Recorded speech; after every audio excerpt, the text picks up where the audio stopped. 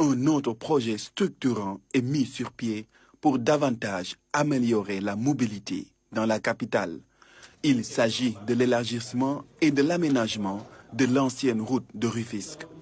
La route par le biais du ministère des Infrastructures, des Transports terrestres et du désenclavement envisage de réaliser le projet d'élargissement et d'aménagement de l'ancienne route de Rufisque qui part du rond-point sur Nos jusqu'à celui de Seveneup sur un linéaire de 9 km. Donc par rapport à la description du projet, nous aurons une réhabilitation de chaussée en 2 fois 2 voies, y compris la construction de caniveaux pour l'assainissement routier, parce qu'on envisage de régler définitivement les problèmes d'assainissement routier, l'aménagement paysager, on aura également l'éclairage public. Et en plus de tout cela, nous aurons aussi des pistes cyclables, pour les motos, les vélos. Le coût du projet est estimé à au moins 74 milliards.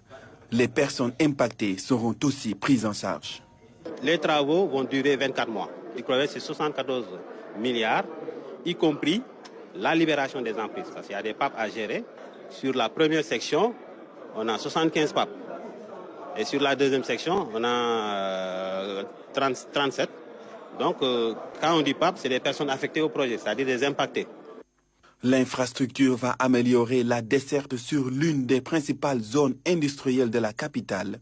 Elle va également faciliter l'accès au port autonome de Dakar. En tout cas, j'ai une satisfaction totale, puisque vous, journalistes, vous savez très bien que le port, c'est le poumon de l'économie du Sénégal. Et que le port, ce n'est pas les Djegadiens qui vont là-bas, c'est les gros porteurs. Et ensuite, le transport des passagers de Dakar vers la banlieue passe par la route de Yarakh. Donc si maintenant que cette route sera mise à 2 fois 2 voies, ça va soulager. Nous ne faisons que remercier le gouvernement du Sénégal par le biais du gouverneur de Dakar et de la route pour qu'il y ait une accélération des travaux. Les autorités assurent de la prise de toutes les mesures pour un bon déroulement du projet.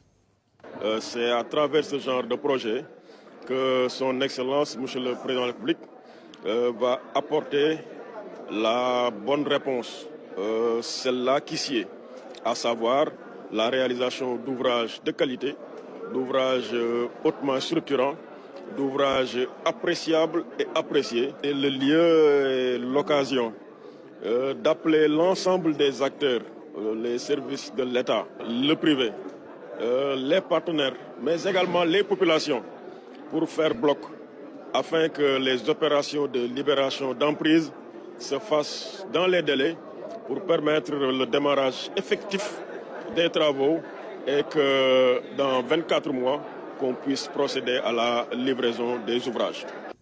L'ouvrage va comporter 2 autoponts, 5 passerelles piétonnes, des arrêts-bus, des pistes cyclables et des aménagements paysagers.